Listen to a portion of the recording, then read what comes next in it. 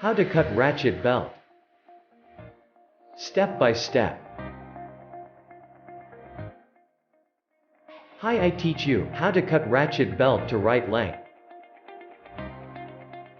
First, you need to find the major part of the strap. As you can see it here. Now you wear it. Wear the strap around your hips. And measure those extra strap. From here, you can cut those extra strap by using scissor or any cutting object you can use. Now you just have to attach this buckle. Use your hand power to make it fix. Here we go. Great comfort in having a belt that is very convenient to wear and looks fashionable at the same time.